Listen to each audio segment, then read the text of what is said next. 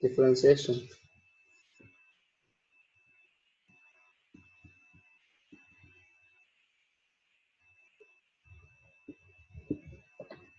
First part of it, limits.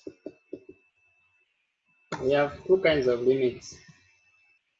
The first one, it has to find the limit as x goes to a number of some function.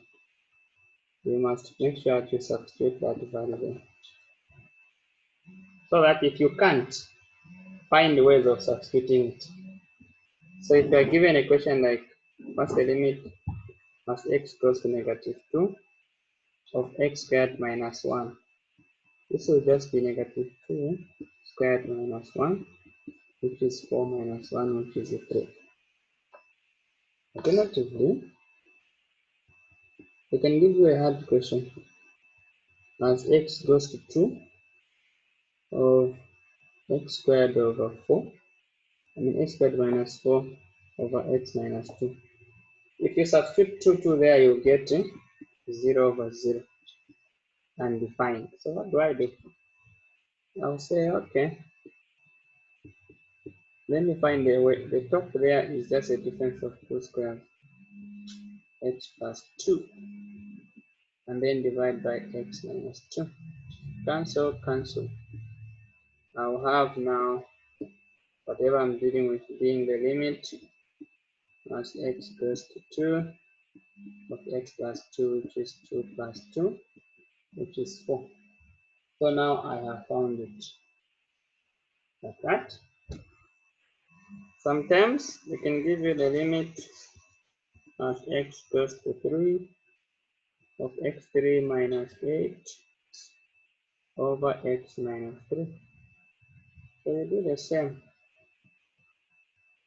You factorize this guy using static division and then find your limit. And I assume that you know how to see it. You have to do synthetic division. Do you? Yes.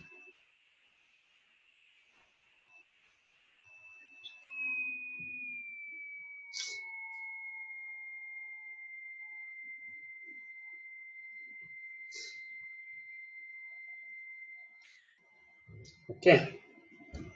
So you pick the coefficient of x3, which is 1, the coefficient of x squared, which is 0, of x 0, the constant, take the 3, and then bring down the 1, multiply, add, multiply.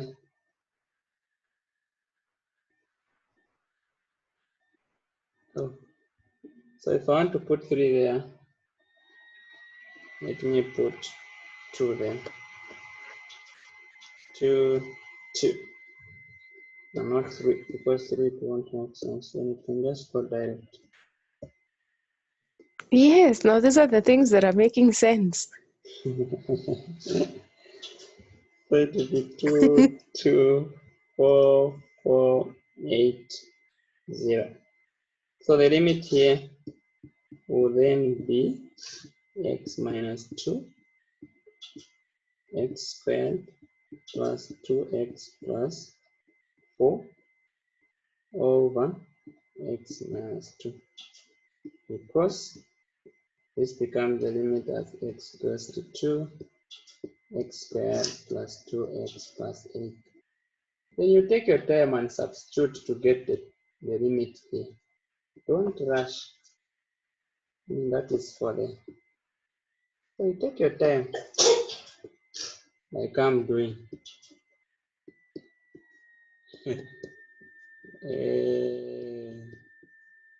And get off. Good deal.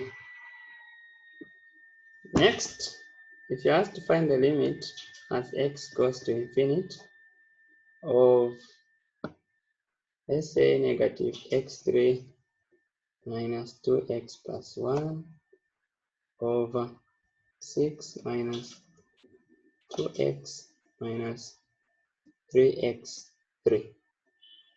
How do you find the limit?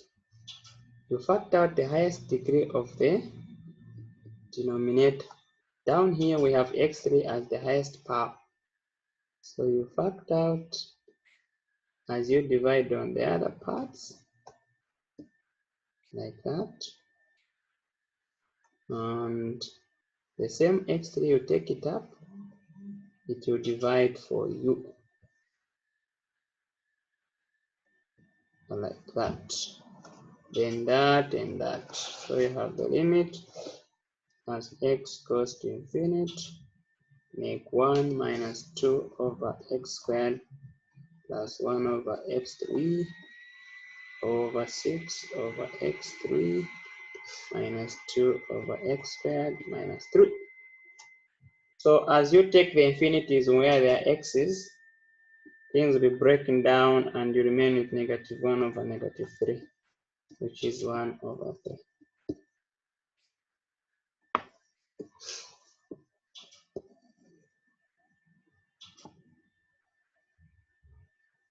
For x approaching 0 is an easy thing. As x goes to 0, x squared plus 1. It will be 0 squared plus 1, which is 1. And there is no case which fails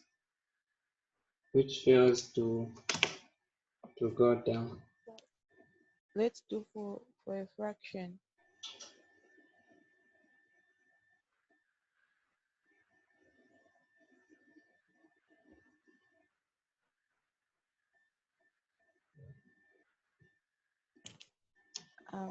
Maybe 1 over x. The limit as x goes to 0 of 1 over x is undefined.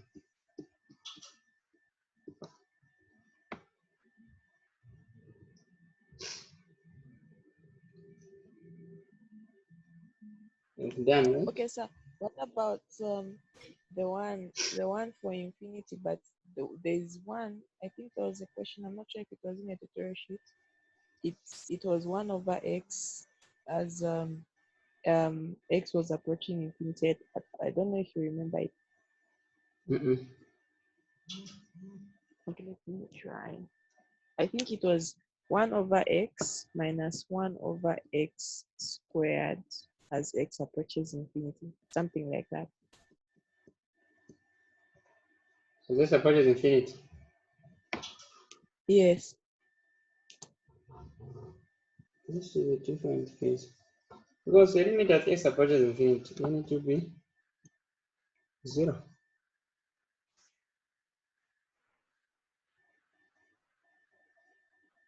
Because what you're saying is that whenever the limit as x goes to infinity of this, you get 0. Okay, thank you.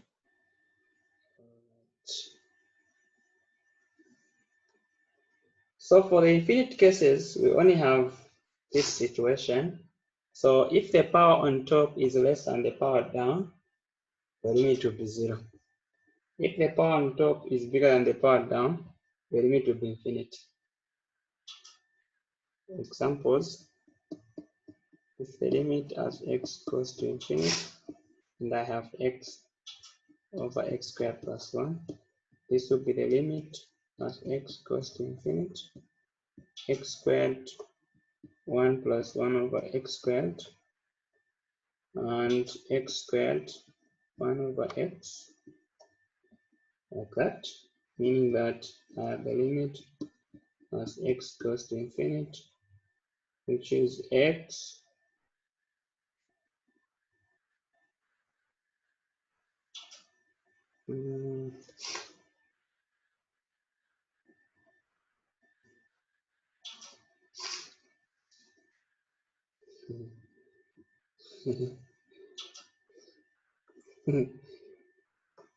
yeah, which is 1 over x and 1 plus 1 over x squared.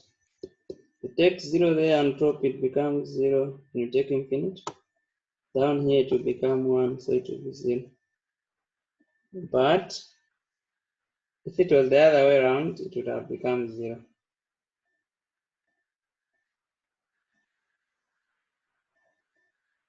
So I hope you get. Anyway, we did a lot of questions on this. I don't even know why I'm spending much time on limits. So I've crossed the borders now. Better differentiation. Because I remember that I even mentioned the questions that are coming on limits. So in also very data surveillance by Isaac Newton. Okay, further differentiation. This is where you find they give you an equation. For example, they give you f of x is equal to x3 plus let me take a workable one.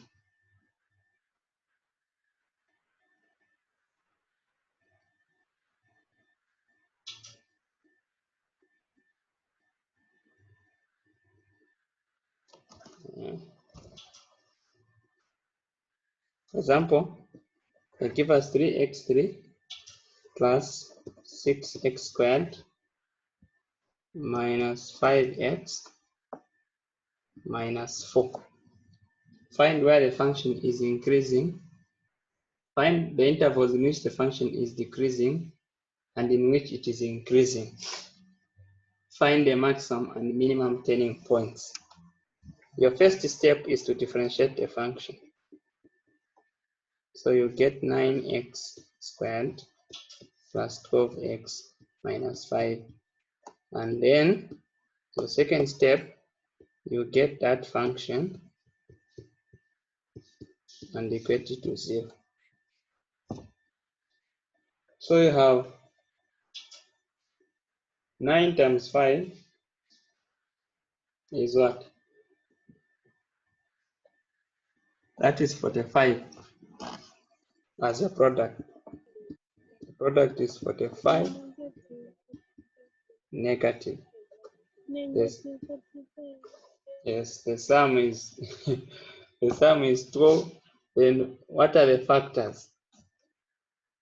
Two numbers, when you do the thingy, it will be negative 15 and 3.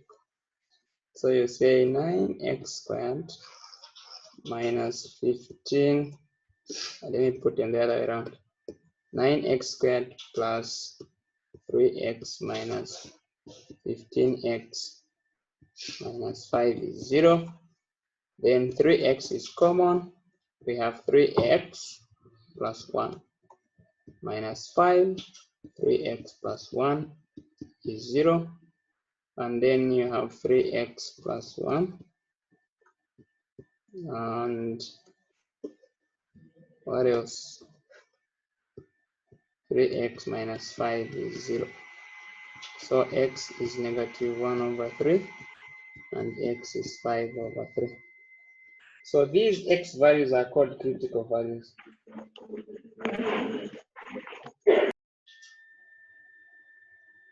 So these critical values, we put them here. I'll put negative 1 over 3 and 5 over 3. The number in between them is 0. The number less than 1 over 3 is negative 1. And here it's 2. Then I bring the f prime.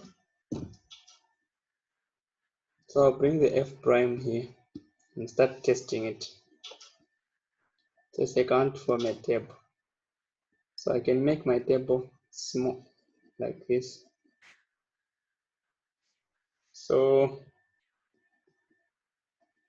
if I take negative 1 where there is x in my f prime, I look for f prime of negative 1. I will get 9 minus 12 minus 5. That is negative. If I take 0, what happens if we take 0? Again, we get what? Negative 5. You take 2, you get a positive. Then, so you're saying your function is decreasing from, so decreasing It's decreasing from negative infinity all the way up to negative 1 over 3 union negative 1 over 3 all the way up to 5 over 3. So meaning it's decreasing here, it's decreasing there. And it's increasing from 5 over 3 to positive infinity. Like that. Is that okay? Then, now when it is decreasing, then it continues to decrease after a critical point. Then that critical point is called an inflection point. Point of inflection.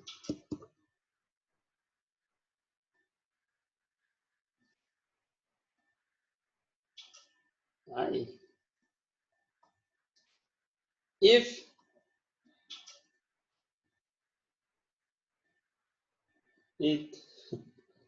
it was decreasing, then it starts increasing. Then that point is called a minimum point.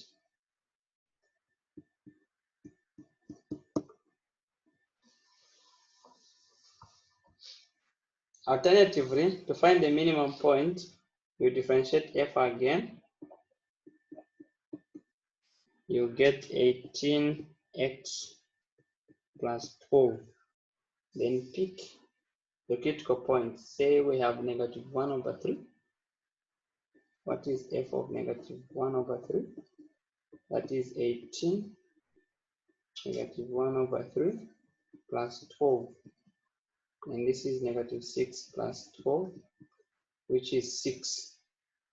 So, because this tie is greater than 0, the point negative 1 over 3, comma. How do you get the other corresponding value? Remember what I said? You go in F and take negative 1 over 3. The value you get, if you get A, bring it here and call this the minimum point. The same second derivative, you take F, so it was F prime prime. Now we take F prime prime again, we take 5 over 3. So what were you saying about the minimum point here? The minimum point, we said that if the second derivative is positive, then you get a minimum point. If it is negative, then it is a maximum point. Now that there it was positive, we are saying we will get a minimum point. And so the same here, it will be positive. So again, we'll have 5 over 3 comma. If you get B to the minimum point,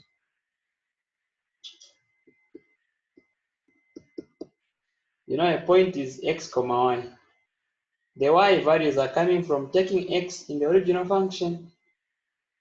And you have a lot of energy, especially tomorrow. So you easily take it there and you get the corresponding value. This is how you get the maximum and the minimum point, the decreasing and the increasing intervals. And this is what we call Futher integration. I mean Futher differentiation. Nothing much here. Hello? So to find the y value, you can either use the second derivative or you place the x value in the initial function. So I did not give you an option. I say you take the x value in the original function.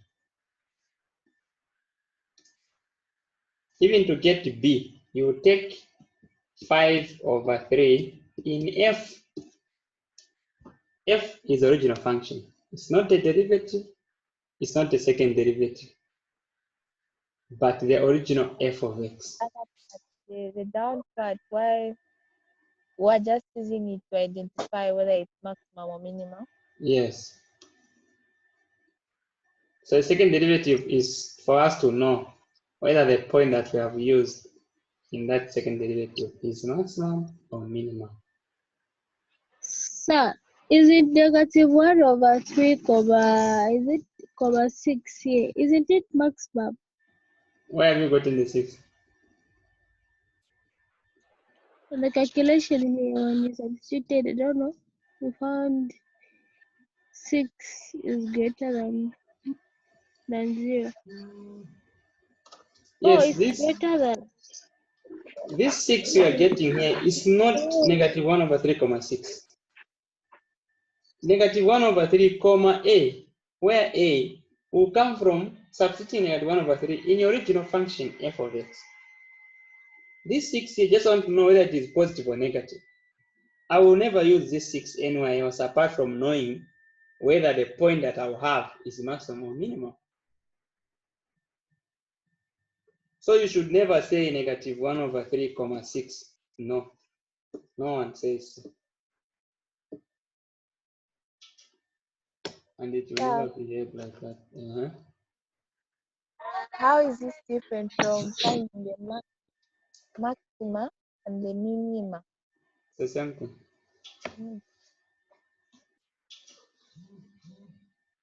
It's the same So I thing. have a question. Ask. Why didn't we include the -1/3 in the solution set?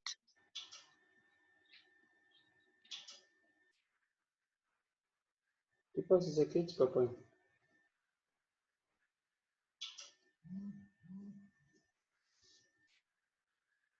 Nothing happens here.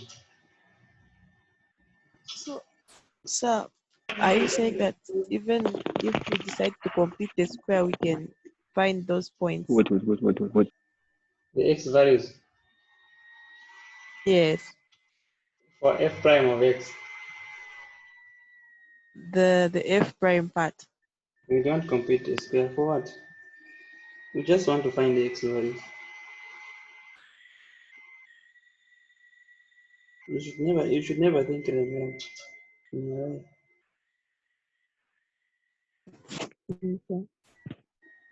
If you continue thinking like that, you will hate mathematics. You've read them. Yes, sir. All right.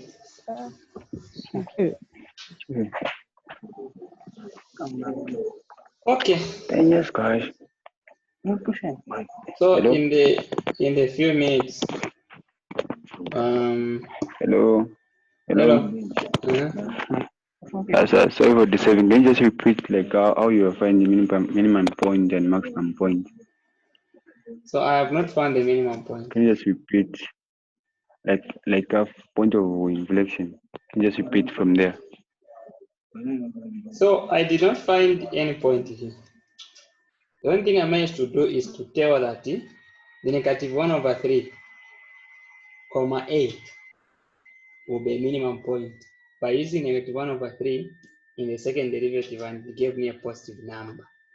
Then I know that when I get the a, which is coming from f, when I substitute -1/3, I'll have a minimum. When I take in f, I take 5/3, I'll get b. I'm saying again that I'll have a minimum point. But this point here, I'm not calling it minimum. I'm calling it the inflection point. Why? Because my function was decreasing before and it continued decreasing after, meaning that point is not necessarily minimum, but an inflection point.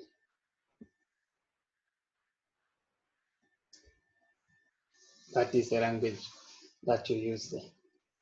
Otherwise, the procedure is as simple as getting the first derivative, equating it to 0, taking a table, take f prime.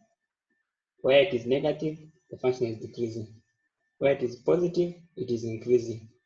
Taking the second derivative, substitute the values of x. If I find the positive, the point is minimum. If I find negative, the point is maximum. And if they ask me to sketch I'll sketch it because I have an idea. I know the points now because I'll find the actual point. So look at the minimum point, the inflection point, minimum point. Then that's all.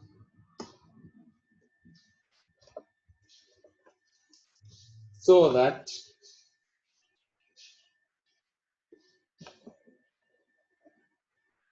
in the meantime here, before we are cut off, we check for, suppose they tell you to find if f of x is equal to sine x.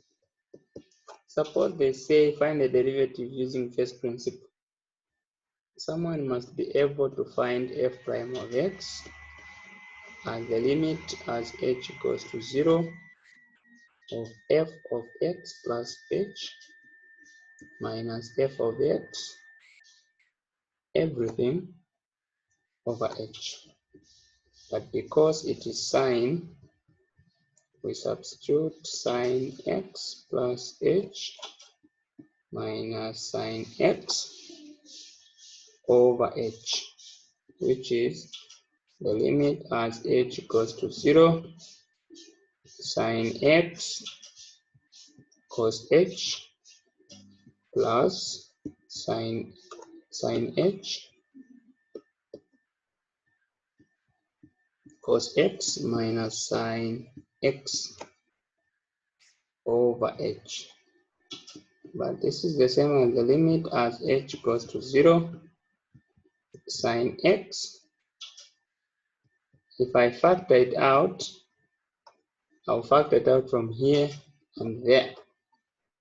And then I can divide the h and break the limits and say plus the limit as h goes to 0 of the remaining part sine h cos x over h. Then from there, the sine x does not have any h, so I take it as a constant and take the cos h minus 1 over h plus the cos x does not have any h, so I take it as a constant and I have sine h over h.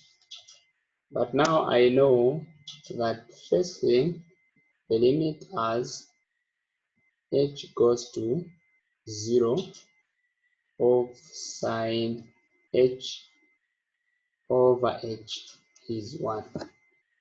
2, it must be clear also to your minds that this over that is 0. So you come here and substitute that this is 0 and that is 1. So you get cos x.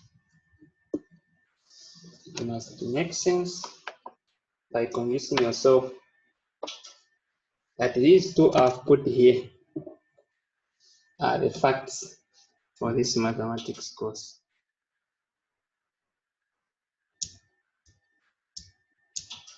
So in the next remaining minutes, allow me to list as confirmed. This is the derivative of sine. If you want, you can check. This is the derivative of cos. And if I put tan x, the derivative here is going to be sec squared x. And you can find it using the quotient rule. If I put cos x, the derivative is negative cos sec squared x. And 5, I hear that sec, cot, and cosec are not part of the thingy. I don't know. Yes, they are not. Right. Turn it up for me up. Sarande. I'll leave there. But in case the amount for the we know, the derivative here is going to be sec x tan x and cosec x is going to be negative cosec x cot x. So if you know, anyway, if you know for sine and cos, then you know for tan, because you can use quotient rule there and do everything. So I've done differentiation and the applications, because the main application is here. They can ask you to sketch here, so you must be able to sketch. They can ask you anything. And I showed you which question also is expected most. The one that has H thingy, remember? Yeah, and we solved it.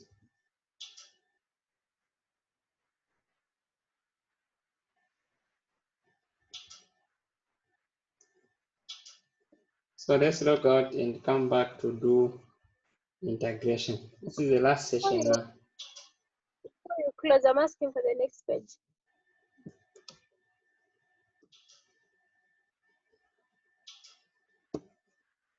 So coming for the last session, integration. Whatever will be covered in that session, then it will be called the last session, as usual.